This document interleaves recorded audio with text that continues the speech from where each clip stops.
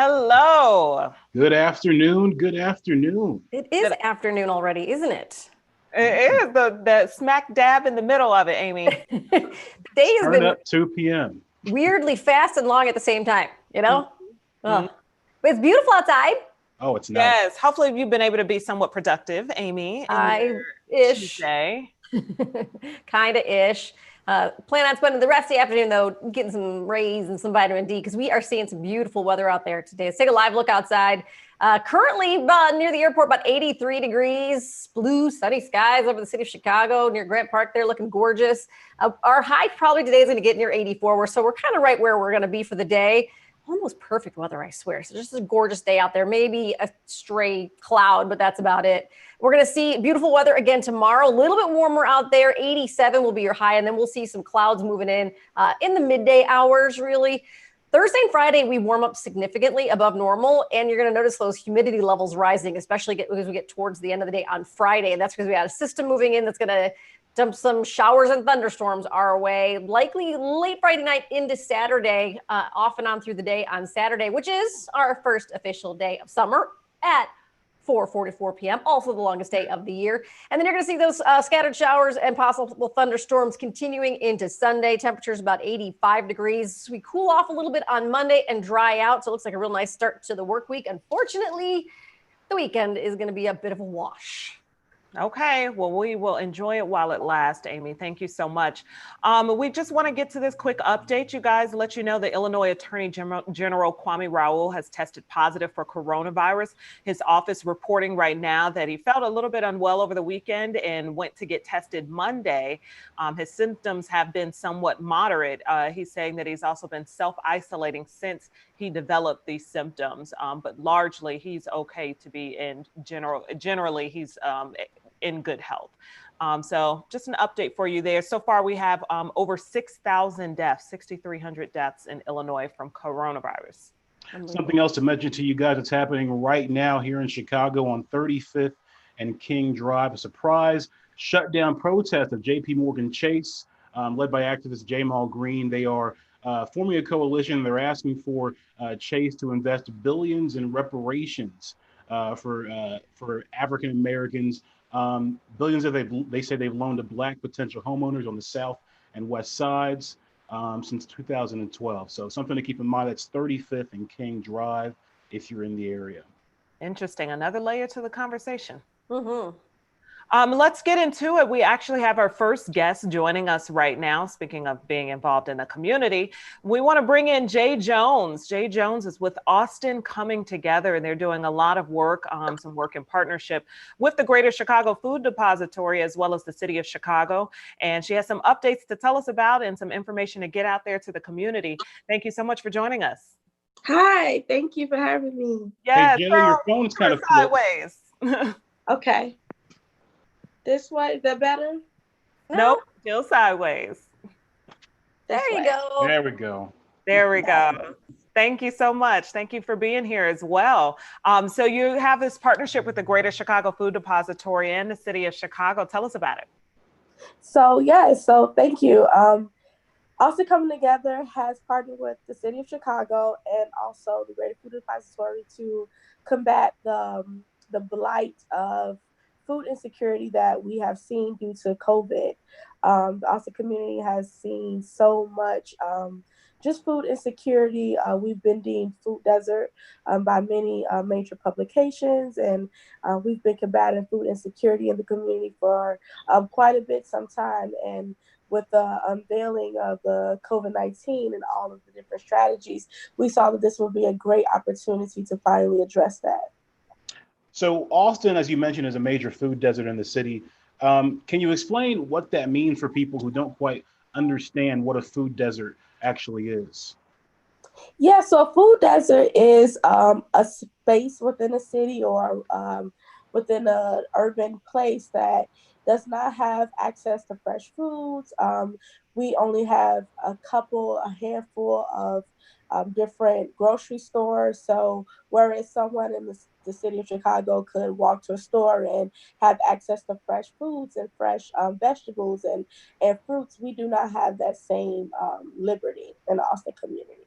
You guys are hosting your last pop-up this week. Where have you guys been able to get the fresh produce? I know that there's actually gardens and acreage down in the city where people are cultivating a lot of these fruits and vegetables for these food deserts.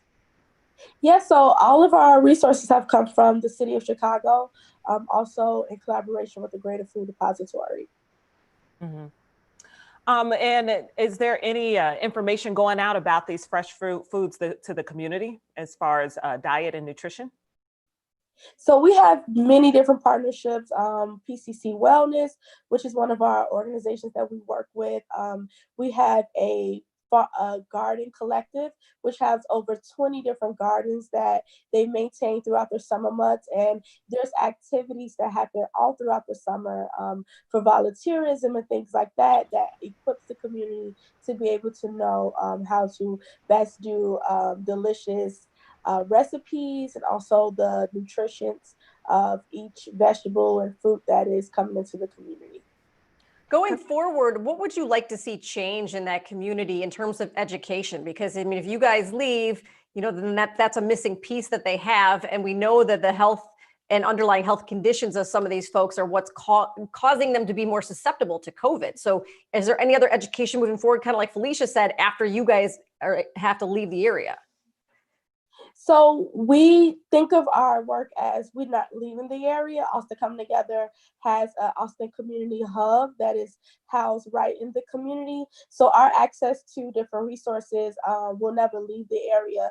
We're actually in the works of looking at a possible extension. So if you guys want to learn more about that, you guys can go to our website at www.austincomingtogether.org. How did this alliance come together of all these different organizations working for this common cause?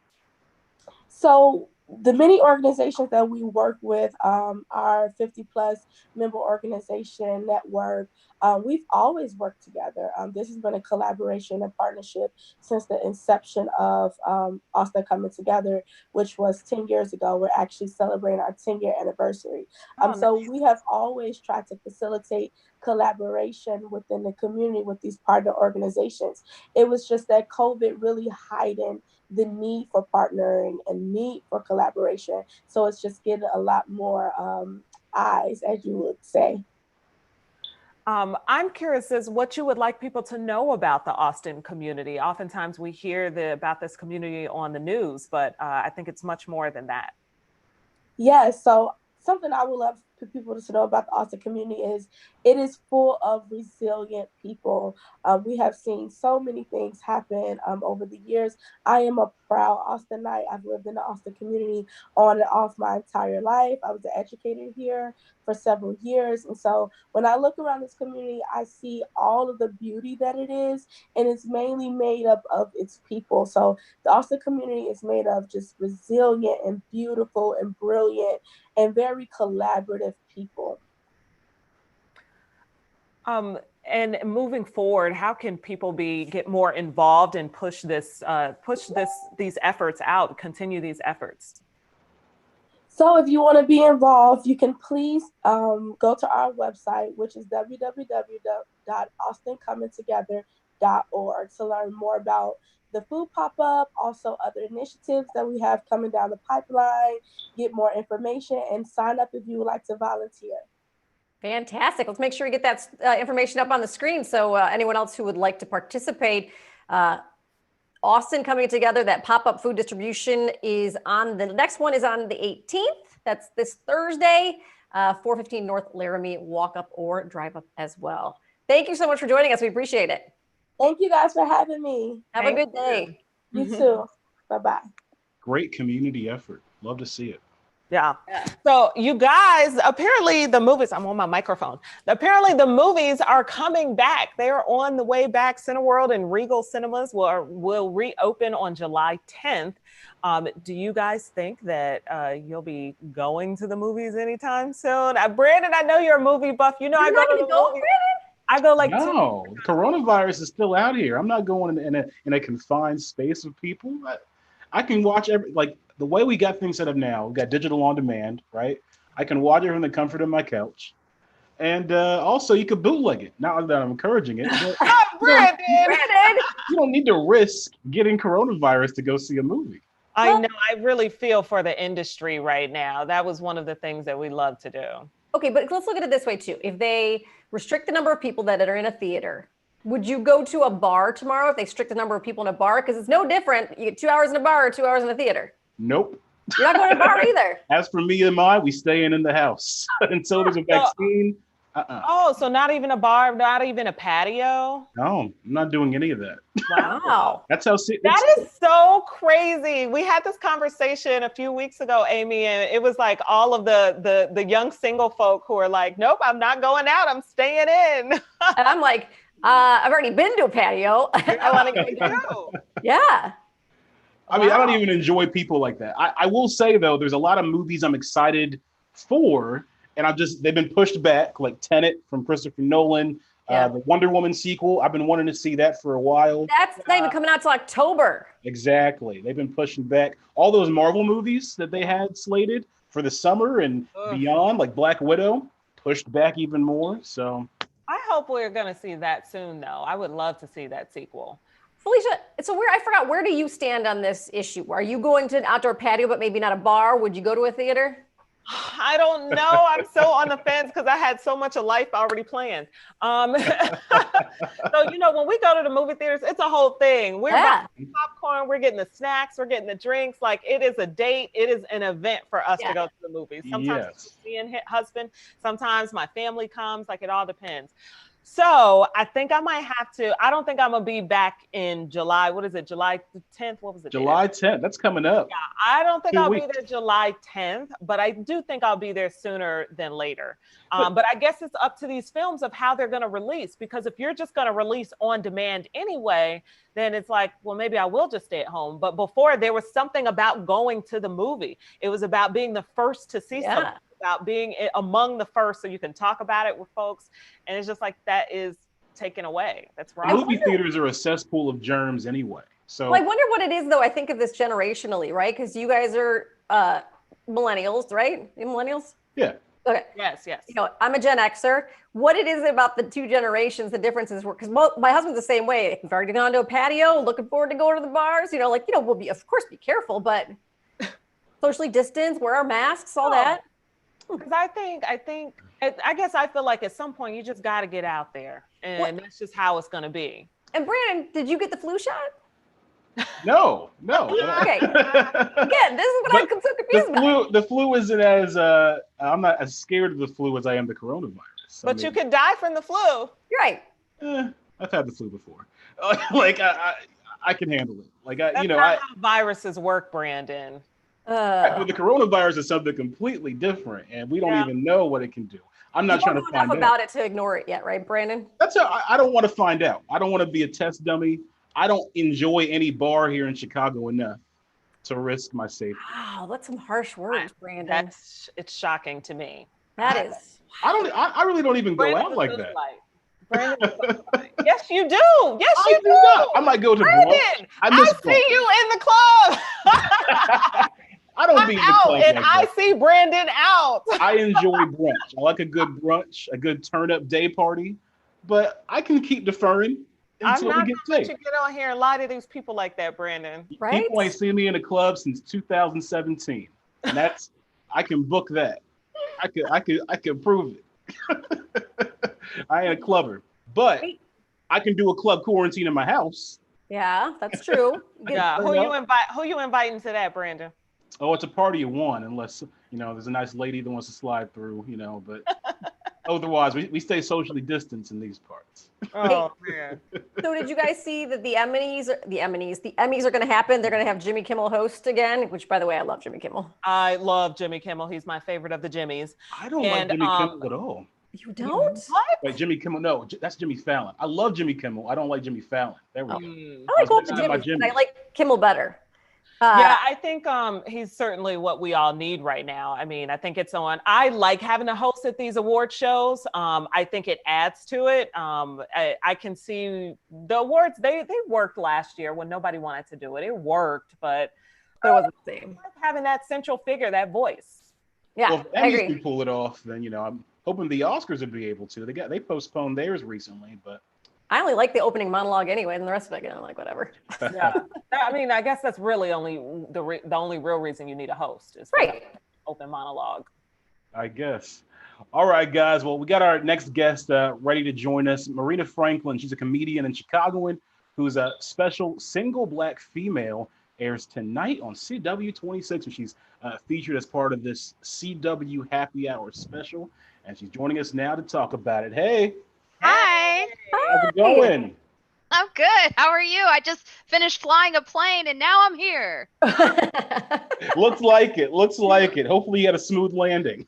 Oh, yes. Clear skies and all. He said, all my landings are smooth. Tell us about this special. Well, I filmed it in Chicago because that is my hometown. And I did it at the oh, it's been so long. Vic? I'm almost like freezing on it. But the Vic Theater. And it was a nice place to do it because I haven't done a lot of my work in Chicago. I'm from Chicago. I go home often, but it was a nice way to bring home my work. And it was like the homecoming I never had, really. And the marriage, the wedding that I never had, really. So you had all of this recorded prior to the shelter in place? 2018. Wow. And then you have been holding it to wait for something, a pandemic? No, it was really just, different places decide to pick it up. And for, reasons like, they want to do a night out on CW. So they pick certain specials that they want to air. And this is a great time to do it. Yeah. People need humor more than ever, and they're all at home. So I'm honored that they did this. Yeah. What was that return to Chicago like for you? What did you eat? What's the first thing you grab when you come back to the city?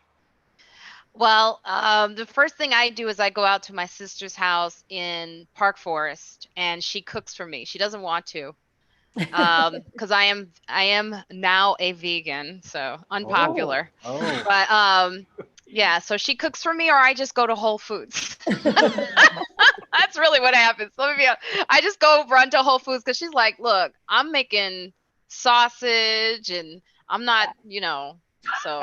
You're a lazy vegan. Yeah. But it used to be Gino's Pizza. Gino's Pizza would be the thing that when I was young, I would always get that thick, Chicago style pizza, because New York pizza is good. I gotta be, Yeah, totally. But Chicago pizza is where it's at. There we go. So we know you're a Chicago native, the city or the suburbs? All of it. So I grew up in the suburbs. I grew up actually in Highland Park until I was about 9. And then I moved to the south side of Chicago. So I went from being the only black child in an all white neighborhood to being the only white child in an all black neighborhood.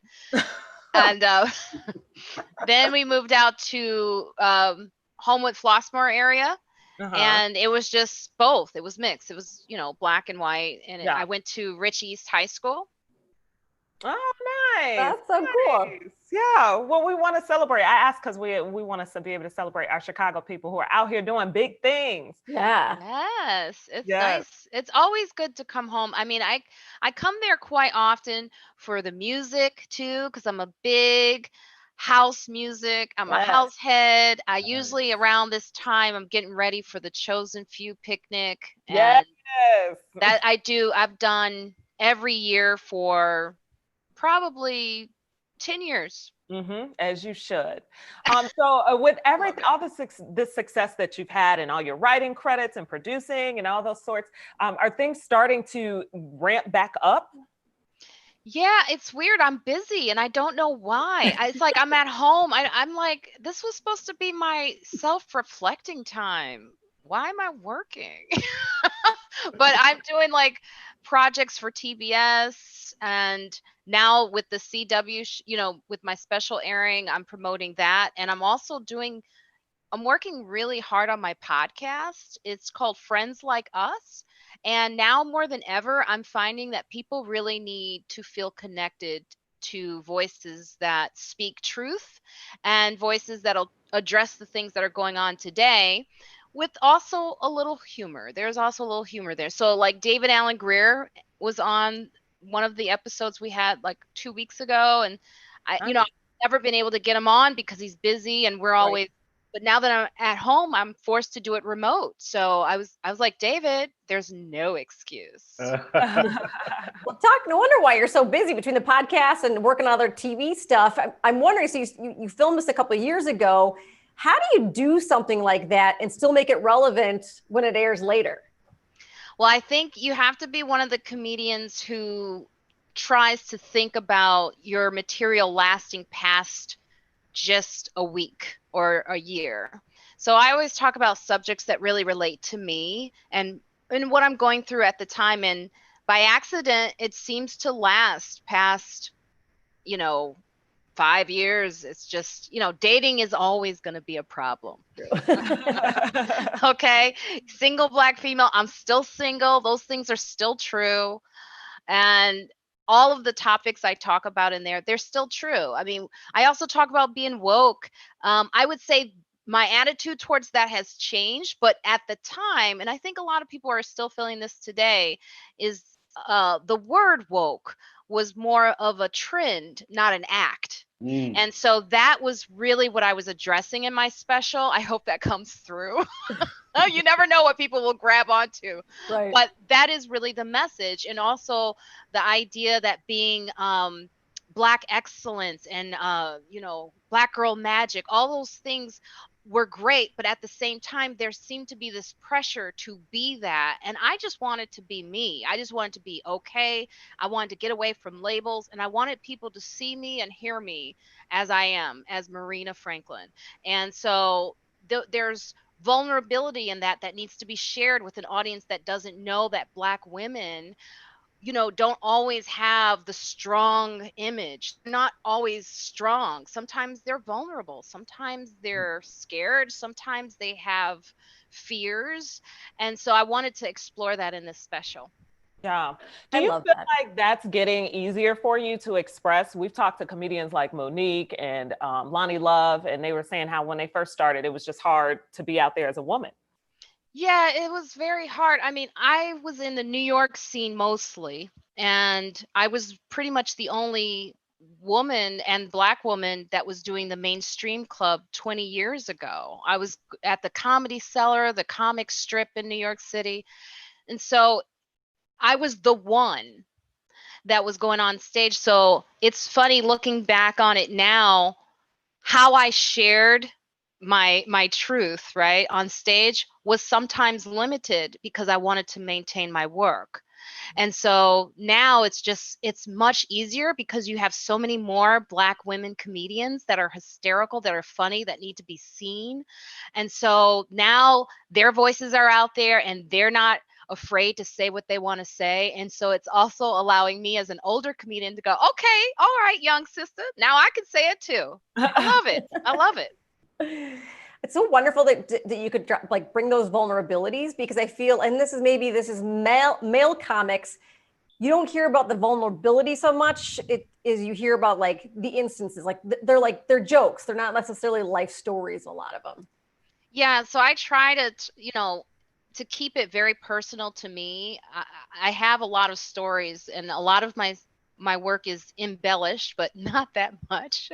And so it's easy to just tell what it is. And when you tell that story honestly, you will explore that vulnerability. Like in this, I talk about going to a dance club and getting in a fight with someone. And I, had to, although I go to boxing classes, I realized this woman looked like she always knew how to fight. And I had to think about that, right. And I had to take a step back, and all of those ways of like avoiding a fight that, you may not see a Black woman exploring. And so it's so important to share that so people can see that we're not always the lawyer in charge. We're not always the doctor in charge. We're not always taking care of your children. Sometimes we actually have moments where we don't know what to do. And so that was really important to share in this special. I see that some of your credits, you got a lot of great ones. One of them is Chappelle's Show. And Dave Chappelle recently made a lot of news with his 846 stand-up special. Did you get a chance to check it out? What'd you think? I did. I thought it was very powerful. I thought, I know Chappelle, he actually called me during the writing phase of my special. I Wow. mean, he is the GOAT. It was a great moment that I had when, oh no, the package is here. Is that Dave Chappelle? Yeah, this is Dave Chappelle. I'll be right back. I'm still talking to you though. I just have to buzz them in because in New York City, they will absolutely No, get your not, stuff, girl. This is yeah, what working from home is. they will steal those packages. Yeah, So right? you gotta buzz It's them here in in and Chicago too. Yeah. Yeah, no, but seriously, is it okay or do you need to go? Is oh it no, just it's fine. It's fine. okay? I just buzzed them in. Yeah. So and if they didn't get buzzed by me, then someone else in my building will buzz them in and take the package. No, I'm joking. But no, Chappelle is one of those people that's always just been, he's nice. As a younger comic, when I was a younger comic, you always remember the people who were really nice to you. And when I did his show, I did the Whack Arnold sketch in the scene where the girl's like, ew, you smell like French fries. So after I taped that, I remember Chappelle coming up to me. He's like, ew, you smell like French fries. Like he was always like, just applauding whatever you did. And he would say to me, it's your facial expressions. I watched your facial expressions, good facial expressions. So I would always keep that with me. And then another time he saw my set on stage and he was like, everything you're doing is right. And that type of validation, while some people may not need it, I need it. I need it to help me feel like I'm on the right path.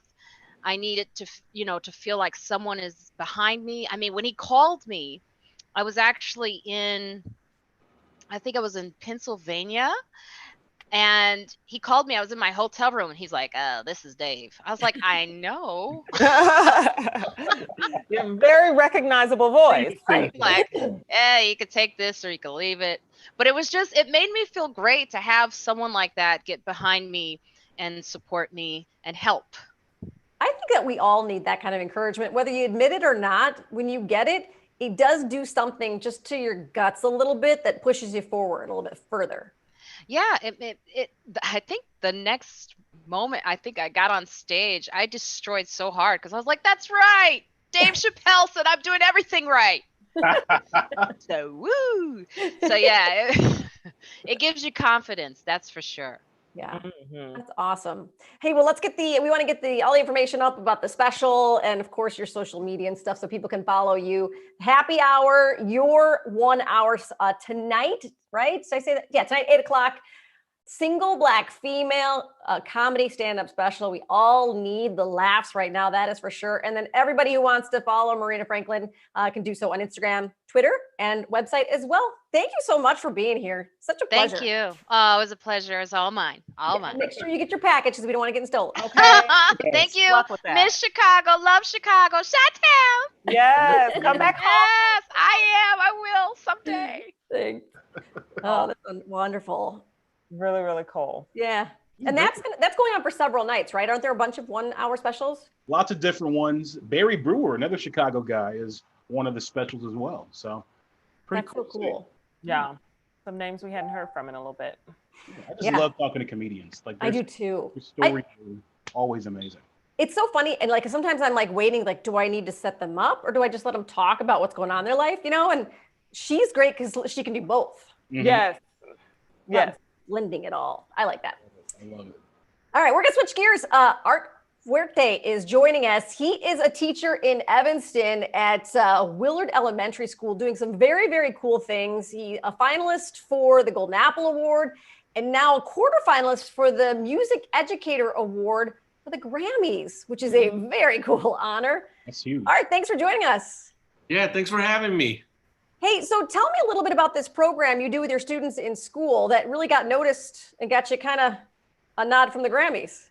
Yeah, it's called Modern Band. And it's, if you can just imagine turning your classroom into a giant rock band, as opposed to like a concert band with flutes and clarinets and all that, right? We play, drums, bass. I teach kids how to use mic technique on vocals. So we do basically turn this class into a rock band, and it's been very, very popular at our school. and it's actually grown into a music festival now, a 2-day music festival called the Hootenanny. The Hoot A Nanny. hootenanny. I instantly think of a School of Rock with Jack Black here. Yeah, Yeah. exactly. Yeah, except Jack Black is way cooler than me. I bet your students would disagree.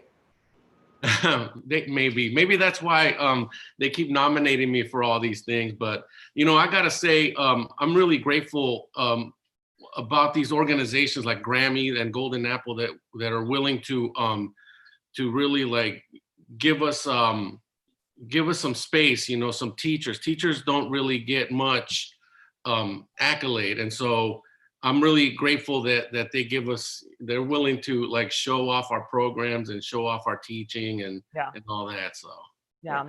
At a time where music programs get cut left and right, when you talk about public education, I'm sure you would definitely encourage it to go differently. yeah, I am definitely a public education guy. I came from public education, and that's kind of what I wanted to focus my teaching.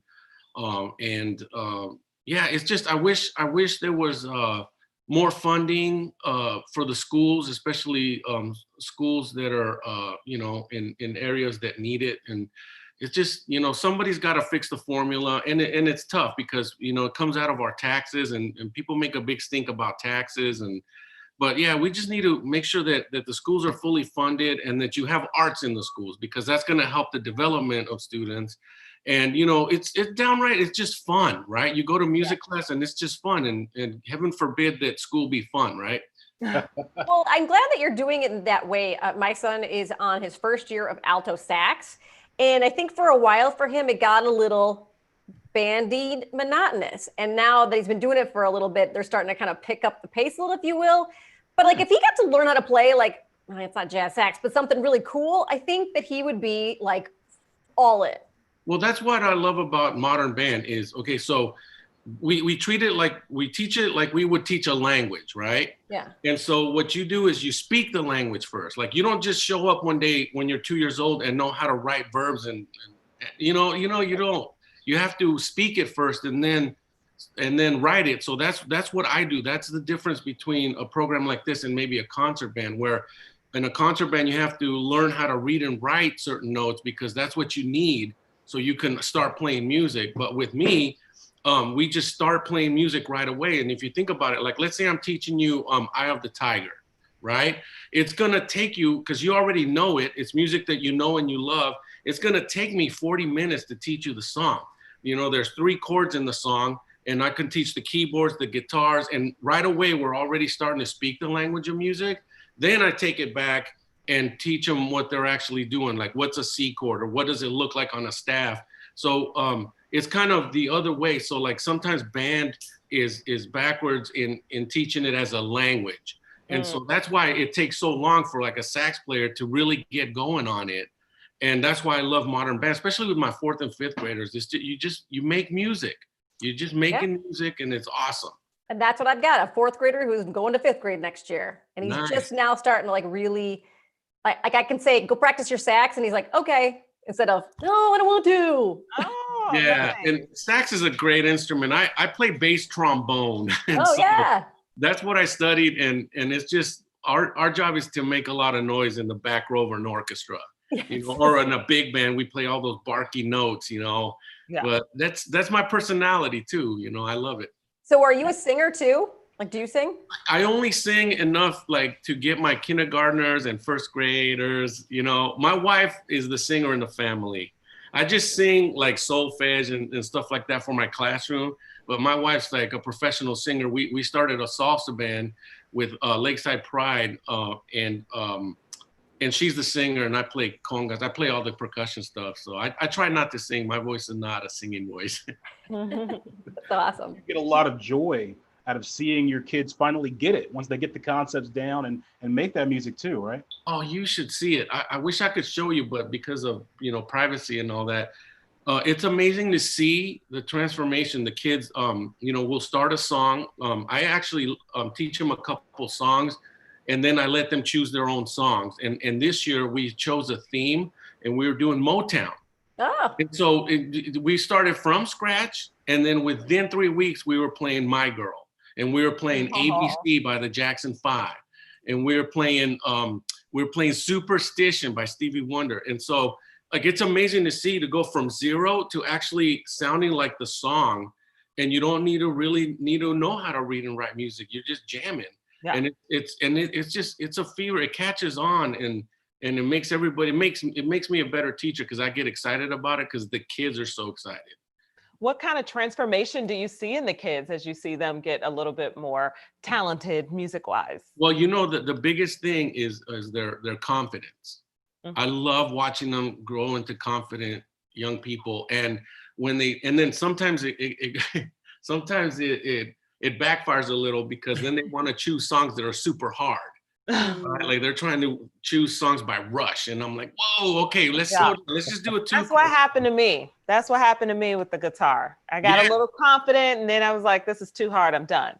Oh man, you get to a point in the guitar. See, I had to learn guitar because I didn't really know how to play guitar, so I had to learn it. I'm one day ahead of my 5th graders. I'm not that good, but I'll tell you this right now: when you get to bar chords, that's when people start quitting. Yeah, it's so hard. It's to get so complicated, you know. So I'm trying to keep it. That's why I love 4th and 5th grade, because I can just keep it to 1-finger chords, and it's awesome. So I grew up playing the violin, and then switching to the guitar, I'm like, I'm familiar with the string instruments. And then there were 2 extra strings. And I'm like, how do you have all these strings on here and all these extra notes? That's what threw me for. That's what really did it in. Hey, go back and try ukulele, because it only has 4 strings. Oh yeah, and see, I only got 4 fingers. So what am I supposed to do with the other 2 strings if all these 4 fingers are being used? That's right. Concepts that didn't get me past. I tried teaching my wife guitar, and it lasted 1 day, about 20 minutes. Yeah, it messes up your manicure and everything. Oh, it hurts your fingers. I play guitar. Yeah. Ugh. Hey. So I need a couple songs for him this summer. What are easy songs for him to practice on his alto sax?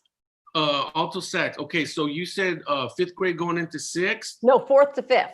4th to 5th. Oh man, just like single easy melodies. What I like to do is get some pop tunes. Get songs that he knows and loves. Like for example, I had a student a couple years ago that was really into Frozen. So then we got her a book that had all the melodies to that song. So like if your kid likes whatever movie, find the songs to that movie in an easy version on alto sax and get those. That's what I recommend. Oh, that's a good idea. I didn't know I could do that. Okay, cool. It's songs that they know and they love, right? Yeah. Or you can give them some like Bach piece and they have no relation to what that is, and then they're gonna be frustrated and trying to learn how to play it. But if they play a song that they already know and love, they're gonna want to play. Yeah, show off. Why don't more teachers do this? Right. He's literally saying, that makes sense. Hear the message to the child and make it interesting to them. It's student-centered. That's what I'm all about. It's student-centered. And I think a lot of parents are seeing that and they start nominating me for all these crazy things. And I'm just like, well, it's the kids. It's the kids that love it. It's the kids that are playing it. Yeah. And they just do it. They bring an energy that's amazing. And you gotta just listen to your kids and give them what they need. And always what they want, but what they need. Yeah, right. Because sometimes my kids, they just want to play Seven Nation Army over and over again. And I'm just like, okay, you know what? Mr. Fuerte needs a break from that. Okay, we're going to go learn some Motown now. Yes. What was it like finding out you were a quarterfinalist for this Grammy Award? At first I was a little shocked, believe it or not, because I know so many amazing educators that deserve this award, and it's shocking at first, and then you become grateful, and you have to give the credit to the kids. They're the ones that make you look good. I have 23 after-school rock bands, and they all can rock out, and we put on this concert every year called the Hoot Nanny, and it looks amazing. If you're an outsider that know nothing about the program, it looks amazing to have kids like that rocking out, and so they deserve all the credit. I think I'm just giving them what they need, a voice and what they want to do, and and it's a great partnership. Well, yes, the kids, but I don't think you should be so humble, Mr. I'm Forte. just saying the same thing. Yeah, because it's also the energy that you're bringing to the classroom. Like I'm sitting here talking to you right now. I want to come to your class. You know, like you want people to want to come to school. You want people to want to listen to you, to want to be around you and your energy. I think there's some weight on that too. Yeah, and that's the whole point of creating positive interactions with children. If you create positive interactions, they're gonna want to be around you. They're gonna listen what you have to say, and they're gonna be happy. And happy kids learn. Oh, Yeah. you said a mouthful right there. Because yeah, like you said before, like if like if I listen to Hot Cross Buns one more time, I'm gonna go crazy. So like, give the kids something fun to play. Check this out. The notes to Hot Cross Buns are the same notes as Eye of the Tiger. Really? So you can just do bump. Bum, bum, bum, bum, bum, bum, bum, bum, bum. Hot cross buns, hot cross buns. It's the same notes. Just they already know the notes. Have them play Eye of the Tiger. Yeah. I mean, That's amazing. It's that awesome. And then you'll see a turn.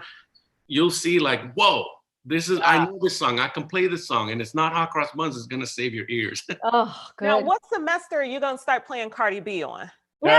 Oh boy, yeah. Well, I What is that on? A little Beyonce. When we're gonna start doing that? You know what? One of my classes chose a Beyonce song. But before this COVID thing hit, and what I was gonna do first is I was gonna try to teach them as much of the dance, as much of the dance from the song as possible. And I'm an awful dancer, and I think COVID saved me there. I was like, I want to be in that class. If you're gonna, single ladies and be up. Yes. That's the song they chose. I'll be a teacher's assistant that day. I'll have my leotard and everything. Well, you got to come in and teach them how to dance, because I am bad. Like, okay, so I taught, one of my classes chose Selena, Bitty Bitty Bom Bom. Yeah. And I had to teach them how to do cumbia, and I'm Mexican. I'm Mexican American. That's my jam. But like, I can do that dance because it's easy, but anything more complicated than that, man, I just can't do it. But it's part of performing, though. Yeah. It actually is part of the curriculum. It's called stage presence. Oh, you got to have that too. You do. yes. Now this show has that. We don't have the talent, but we do have the stage performance. Felicia, we are talented. Have talent. Amy and I are still looking for our talent. No. Still looking for a hobby. We need a hobby this summer. Right, I got vocals over here. Oh, Brandon, let me find out. Well, that sounds awesome. Like, I literally would love to come and just sit in your class to watch these kids. I love watching kids get excited about music. Yeah. You're welcome anytime. You're welcome. And I see you have a guitar back there. It's Yeah. just there for show. She does. No, my husband plays guitar and drums. Oh. And then my son plays sax, and we're gonna try and get him on drums too, but we'll see. I played drums for a while too, but I sucked at it. So That's pretty cool. That's pretty cool. Well, Mr. Fuerte, thank you so much. I think you should be really excited, and you should accept it with all your humility, but also with a lot of grace too, because you deserve it. yeah, Thank you so much. Thank you. I appreciate that. this is super fun. You're awesome, bro. I'll see you in luck my to class you. sometime. Yes, All right. Bye, Mr. Fuerte. Bye-bye. Really cool.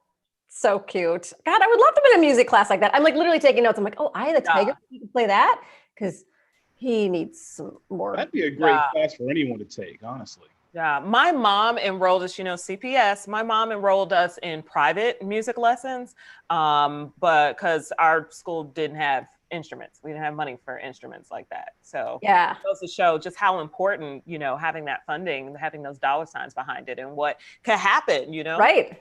Well, and they say that, they say that kids that are good in music or are proficient in music do really well in math. Yeah, that's true. And true. I did not.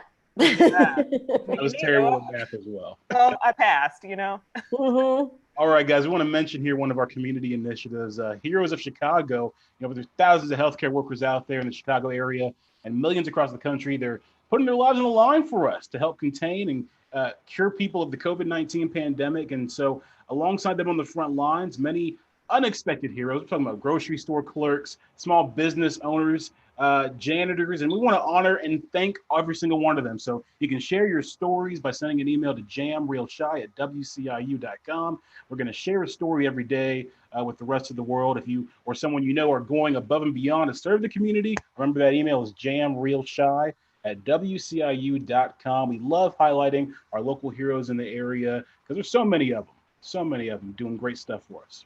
Hey, let's take a look at your forecast out there. Gorgeous right now. We're sitting at 83 degrees near O'Hare high today, maybe a couple degrees above that, but it is beautiful out there. Yes, it is. Looking down at Grant Park, the skies are blue. There are barely any clouds out there. This is the day to spend some time soaking in some sunshine. We do have a couple more days that are going to be like this. Look for a high tomorrow, 87 degrees, so a little bit warmer out there. And we'll see some more clouds move in the midday hours. Thursday and Friday, it's going to get a little toasty out there and more humid on Friday and late Thursday as the storm system moves into our area. That's probably going to bring some showers and thunderstorms to the area Saturday and Sunday, although more scattered in nature on Sunday. Saturday also being the first day of summer, officially at 4:44 p.m. It will be the longest day of the year. Unfortunately, it's also going to be a rainy one, so you'll have to be inside with the kids, whatever. I'm not looking forward to it. And then we're going to cool off on Monday and dry out a little bit. 82 degrees. We'll get some more sunshine back in the picture, and it's going to be another gorgeous day to start the work week next week. I'm just hoping that this storm delays a little bit and we don't actually get the rain until Sunday, and maybe we'll get one good day or at least a half a good day in there. Yeah. I'm looking forward to that. Okay, so with all this stuff that's opening up, like the restaurants, some of the bars and lounges, some of them are putting some COVID fees onto the receipt. And so are you guys down for paying for an extra fee given the situation, everything that's going on? They have these patios and stuff that are open for these restaurants, but that's not going to cut and be able to pay their rent. I am, if it was like my favorite places, which is what I'm going to go visit first, right? Mm-hmm. I think I'm actually okay with it because I want my places to stay. Mm-hmm. I guess the question is, how much is it? Like, would you be okay? I think I would be okay with like a 10%. But when you start going higher, because I'm already tipping 20%, right? Yeah. And maybe a little bit more because it's COVID. So that's 30% more onto my bill. Like, it's already expensive, I'm fine with whatever. I figure I'm going to be spending money anyway if I'm going to be eating out. So what's another $2 or $3? I mean, if it's exorbitant, like 20, 30%, it's a little much. But I think a little bit of an extra help to the businesses, not a problem. $3. Well, he's by himself. I mean, I got 6 people in my house right now. I'm just going to leave 4 of them at home. Just leave them at home. You'll save a lot of money like that. Yeah, I agree. If it's takeout or something, $2 or $3 is fine. No, I don't think many people would have a problem with that. No. We already spend a lot on Uber Eats and Grubhub and the extra fees they charge on top of that. So it really shouldn't bother you that much because the way they be charging people is crazy. Yeah, that's a good point. That's actually a really good point. It's in there. It's going to be in there somewhere. So there you go. Yes, let's bring in our next guests. They are here. Alex Caraballo and Mark Vieira. They were actually a part of a recent stand-up comedy competition that was held in conjunction with the New York Latino Film Festival. And they have a little bit to share with us, and of course, what they're working on right now. Hello, thanks for being here, guys. Oh, we can't hear you. Hello. Oh, there. Now we hear. Yo. Can you guys hear me? Yep. Yeah, it's Mark. We can't hear Mark. See if your thing is muted, Mark. Press mute again. Every Zoom meeting ever. Yeah, this is every. Hey, we got you. Okay, well, we got Alex Caraballo. Mark, see if you could go back out and come back in, and maybe the audio is just messed up. Mark, test it. Oh, no, it's still messed up. Okay. No, we can't hear you, Mark. Alex, we do want to keep it going, though. Can you tell us? Yeah, what's up? First of all, we saw your glass. Cheers. What you drinking on over there? 5 o'clock somewhere. Little organic red wine, vegan. Oh, that sounds wonderful. Good for the heart. Tell us about this comedy competition that you guys were in.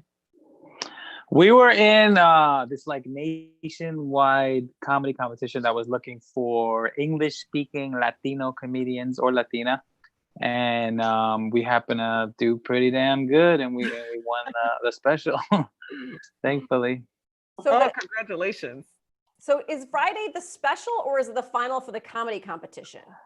No, Friday's the special. So Okay. the comedy competition ended up being like 6 comedians, Latino comedians, another one from New York, 1 or 2 more from New York. And then, and then we went to LA a couple months later and Hollywood. And then, we did the special. So, yeah, I can't believe even. And you guys are co-winners, right? How did that happen? How was it co-champion? Yeah, I think we both did so good. They just wanted one person, but then they're like, fuck, we got to use both of these guys, thankfully. I see that you have some experience at the Apollo Theater, yes? Yeah, that was crazy. Years ago. So I've been sort of a part-time comedian for a long time because I have a restaurant. And a couple of years back, I was like, oh, let me just go to amateur night because they were saying it was going to be on TV. That was just starting up again on TV. So I was like, let me check it out. And I'm from New York. I grew up all over the city, and I'm used to making all different types of crowds laugh. So I did the whole thing. I waited in line, went through all these auditions, got chosen with that. Then you do all this like background check, and you go through the little series, and then I had to last a minute without getting booed, and I did it. Thank God. That is got to be the longest minute of your life. Yeah, it was pretty scary, and you also can't drink or anything. So, and I was also newer as a comic, so I was pacing. I was very nervous, and I even forgot to rub the little wooden. You're supposed to Apollo, give me some love. Yeah. I forgot, and as soon as I get on stage, this lady in the front row is going like this, and I'm like, oh my God, am I bombing? Am they booing me? But she was trying to tell me to go back and rub the wooden thing, but I wasn't. It was too late, so I just went right into my bits, and thank God, it went. Thankfully, it went well. Yeah, good. Hey, Mark, see if you can get on your phone. See if you can get on your smartphone because we want to hear from you. Yeah. Okay. Oh, you're talking, Mark, and I don't know what you're saying. Yes. Alex, you're sipping that organic wine over there. Comedy's not the only thing you do. You also have a vegan restaurant, correct? Yeah, I'm here right now in our little office. Look, this looks like a little porn casting couch, but this is our little makeshift. It's our little makeshift office. That's not what it is. Vegan porn? No, but I'm here now. We're I've been in the restaurant business for 14 years. That's my main shtick, and I guess you could sort of say I got good at comedy producing shows in my restaurant because like anything, you guys are all into entertainment, you got to hustle, and I couldn't always go to the gigs and the hanging out. So I was like, you know what, let me start doing it from here, and I started getting a lot of stage time, and and it helped help build me up, thankfully. Now you're also doing some work with George Lopez, no? That would not be me. No. That would be me. There we go. Yeah, there we go. Thanks. There you go. There you go. Yeah, I had a project. I wrote a television pilot many years ago. It was purchased by Warner Brothers and then picked up by George Lopez production company to produce the show. We sold the show to Fox. The show was ordered of 3 pilot scripts. We created the scripts, but the show didn't make it to pilot because I got beat out by someone named Mindy Colling, and the show was called The Mindy Project. Oh. So that show made it, and my show did not. So that's how what pilot season works. A ton of shows get quote unquote picked up, but not many make it to air. To actual pilot, and so that's how that went. So. I continue to rewrite the show based on what's happening around me. And so I am working on the show, but in a more Netflix type of setting. So that's how the project has evolved. So the special, is this the two of you guys both in the special together, not together, but separate times on stage? Mark, what's up, by the way? What's up, Alex? Yes. Yeah, sorry. It is. We're going to have about 12 minutes each. Awesome. So it'll be formatted. It'll be one show formatted where it's split between both of us. That's so cool. I mean, to be able to win the competition together and then be able to do the special together, it must feel pretty good. It feels great. Working with other comedians is always good. I know Alex and I get along really well in real life. So yeah, that helps. Yeah, and it really does help because we spent quite a bit of time during the taping, the few days that we were out taping.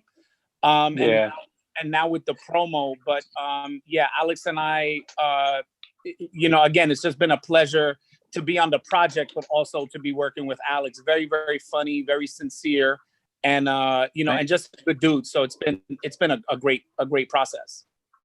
Thank you, and vice versa to Mark as well. Oh, look at this bro love. I love it. Yeah, start crying. When you have this kind of success, how do you take it to the next level? Because it's one thing to get on top, it's another thing to be on top and try to keep your name relevant. I don't know if Alex I'm learning all this now, so I'm not sure. This is I agree. I think it's right now I think the way it works is you kind of ride the wave and you kind of you pace yourself, let it kind of come to you. I mean not come to you, but you know what I mean? Like I'm not exactly sure, to be honest, but I'm just sort of letting it happen as it is, and I'm not rushing anything.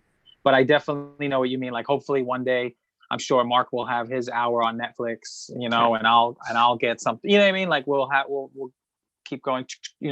Yeah. We won't be sharing bunk beds. Well, we certainly need the comedy specials right now. I mean, you've got such a captured audience right now, so I mean, it couldn't be a better time for it to come out. Yeah. It's a great time for it to come out, but it's also a great time for people to have a comic relief moment. I mean, I'm looking at the world as a man, as a father, as just a guy.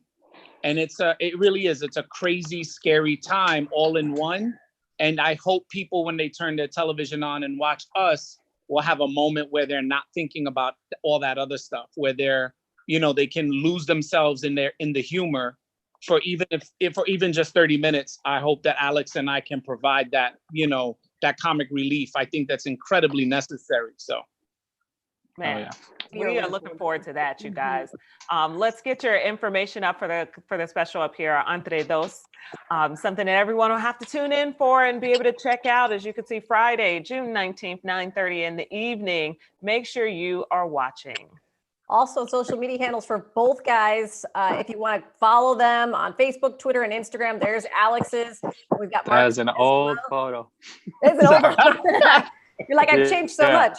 And Look Mark, in that photo, I have hair. Look at that. Yeah. He went into the crates.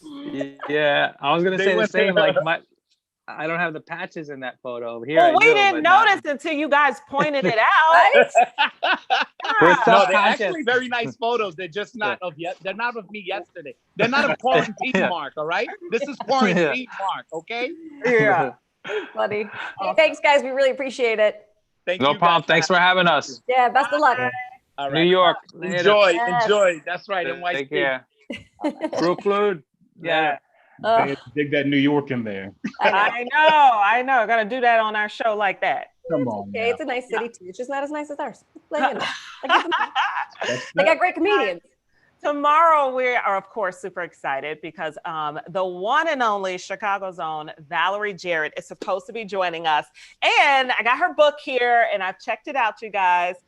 We have spoken to her about her book already. She's been on the show, but she's also we're going to ask her about the LGBTQ ruling that just came down yesterday. So we'll be able to chat with her about that and the implications of it. And there's so much going on in the political arena, not to mention this being an election year. I'm sure it's a lot to talk about. We're also going to talk to Curtis Cook from The Chi and chat with us about his character.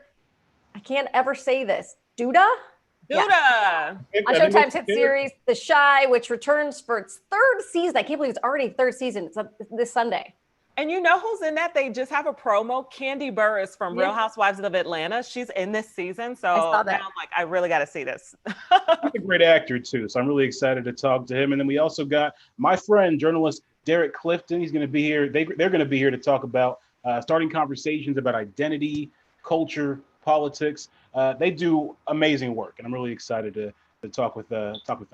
All right, make sure you tune back in here 9 o'clock tomorrow morning for news. We've got more fun at 11 and at 2. We'll see you guys back here tomorrow. Bye, guys.